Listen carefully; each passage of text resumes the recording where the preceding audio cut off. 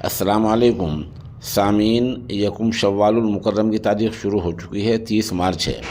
عنوان ہے صدقۃ الفطر۔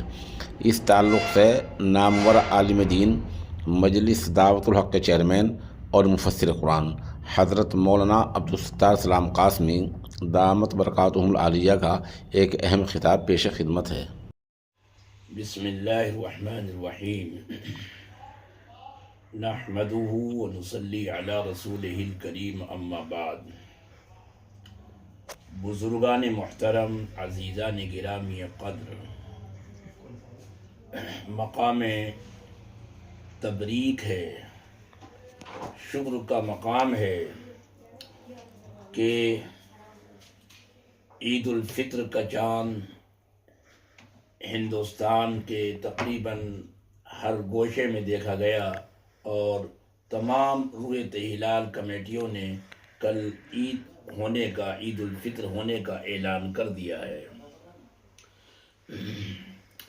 اس موقع پر ایک مختصر سی بات یہ عرض کرنی ہے کہ اللہ نے اس ماہ میں روزے کی اور تراویح کی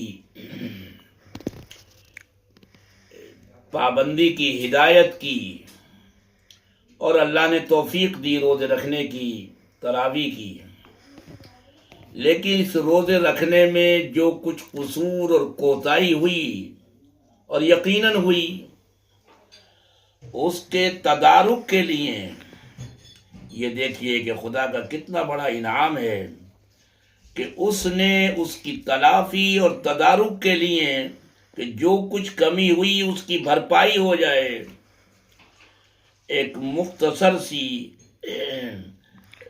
قیمت، ایک مختصر سی رقم، ایک مختصر سی چیز کو اللہ نے مختص کر دیا، جس کا نام صدقہ فطر ہے۔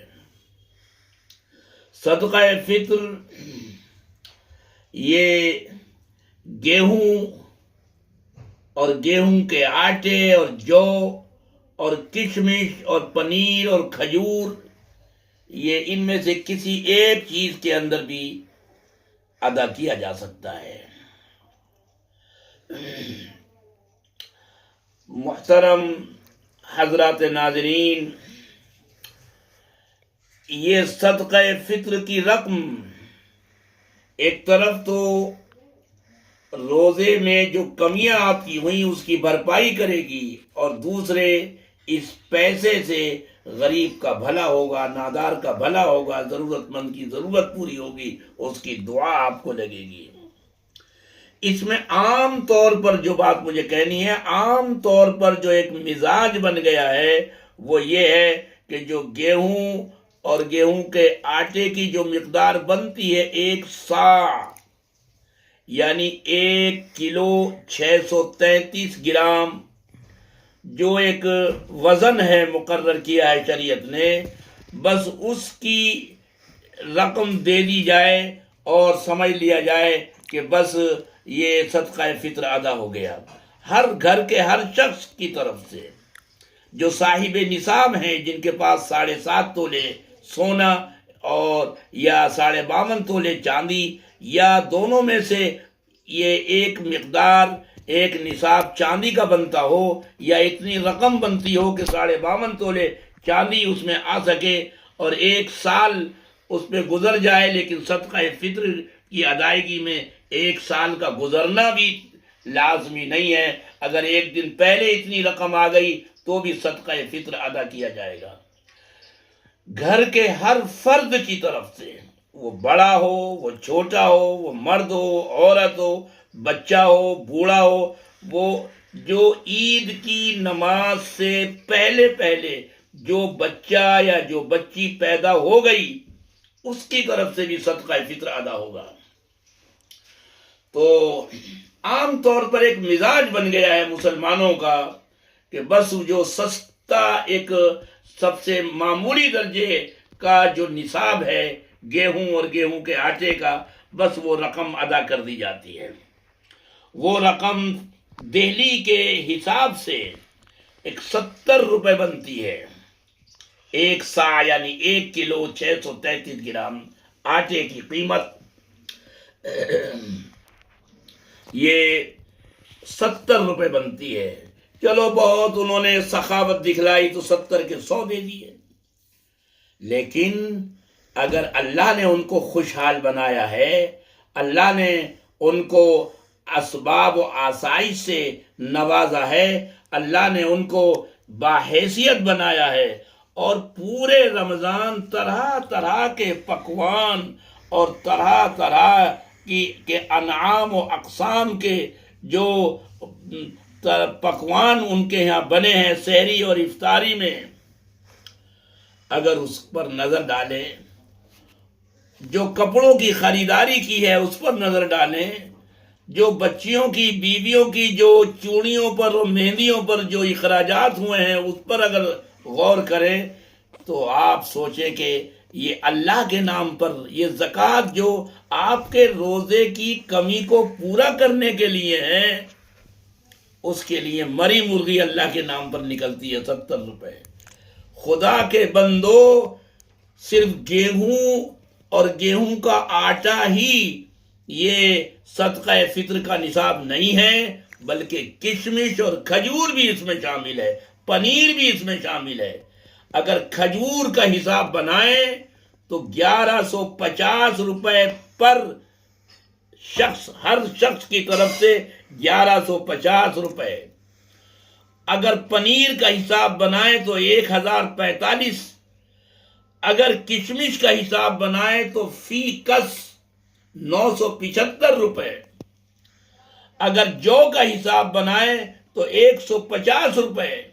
تو خدا کے بندو، تم کپڑے اچھے بنا رہے ہو اپنے لیے، اپنے بچوں کے لیے، ہر چیز میں اپنا ایک معیار رکھتے ہو، عمدہ معیار رکھتے ہو کہ ہر چیز ہماری بہترین ہو، کپڑے بہترین ہو، جوتے بہترین ہو، چوڑیاں بچیوں کی بہترین ہو، مہندی بھی بہترین ہو، اور سحری اور افطاری کا سامان بھی اعلیٰ سے اعلیٰ ہو، طرح طرح کی چیزیں. ارے خدا کے بندو، اگر تمہارا روزے کی کمی اگر چند پیسوں میں اگر وہ کمی پوری ہو جائے اور غریب کا بھلا ہو جائے، ضرورت مند کی ضرورت پوری ہو جائے، تو اس پر بھی شکر ادا کرو. کشمش کا حساب بناؤ، کھجور کا معیار آپ متعین کرو. جو صاحب حیثیت ہے، جو خوشحال ہے، جو پیسے والے ہیں، جو اے کیٹیگری کے لوگ ہیں، جو بی کیٹیگری کے ہیں، چلو وہ 150 روپے کے حساب سے نکال دے. جو بالکل غریب، بالکل لوور جو لیول کے لوگ ہیں، ان کے لیے تو 70 اور 100 اور 70 اور 90 کا حساب صحیح ہے.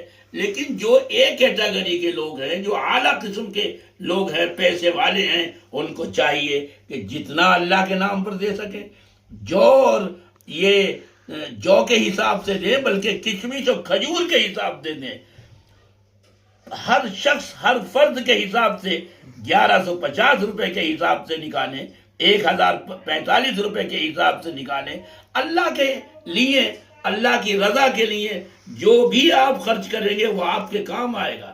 آپ کے روزوں کی کمیاں پوری ہوں گی. اس سے بڑھ کر اور کیا ہوگا؟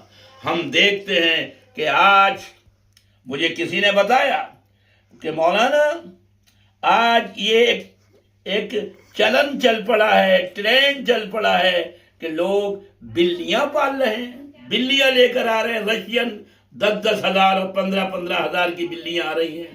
ان کے لیے کھانے کے 5 ہزار روپے کے ان کا کھانا آ رہا ہے. بلیاں پال رہے ہیں، لے کر آ رہے ہیں 10 ہزار اور 15 ہزار کی. اور پوچھو تو کہتے ہیں ہمارے نبی کی سنت ہے، ہمارے نبی کی سنت ہے. ابے احمقو، کیا نبی رشیا سے لے کر آ رہے تھے؟ کیا نبی نے بلیاں خریدی بازار میں جا کر؟ کیا نبی نے شام جا کر، مصر جا کر، رشیا جا کر کیا بلیاں خریدی تھیں؟ ارے احمقو، وہ تو ایک بلی کا بچہ تھا، حضرت ابو ہریرہ کے ساتھ رہتا تھا، یا وہ لے آئے اتفاق سے ایک موقع پر، تو اس وقت آپ نے فرما دیا یا ابا ہریرہ، اور ان کا وہی نام چل پڑا. ہریرہ والے بلی کا بچہ، پوسی جسے کہتے ہیں پوسی. تو ایک اتفاق تھا ان کے پاس تھا، ان کی گود میں تھا، اور آپ نے ان کو مخاطب کر کے کہہ دیا یا ابا ہریرہ۔ لیکن کیا خود ہمارے نبی صلی اللہ علیہ وسلم نے بلی کے بچے خریدے؟ کیا ان کے لیے کھانے کے ایسے جو ہیں وہ کھانے خرید کیے؟ یہ صرف ایک بہانے ہیں۔ آج بلیاں خرید رہے ہیں، کل کتے خریدیں گے۔ خدا کے بندو توبہ کرو، یہ مغرب کا کلچر ہے، یہ مغرب کا فیشن ہے، یہ تمہارا کلچر نہیں ہے، یہ تمہاری تہذیب نہیں ہے۔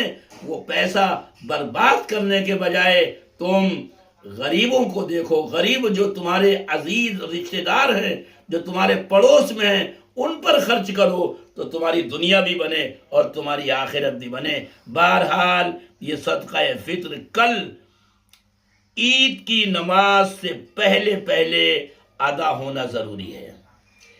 ایک صدقہ فطر کی رقم کئی ضرورت مندوں کو دی جا سکتی ہے، اور کئی لوگوں کی رقم صدقہ فطر کی وہ ایک ضرورت مند کو بھی دی جا سکتی ہے۔ وآخر دعوانا ان الحمد للہ رب العالمین۔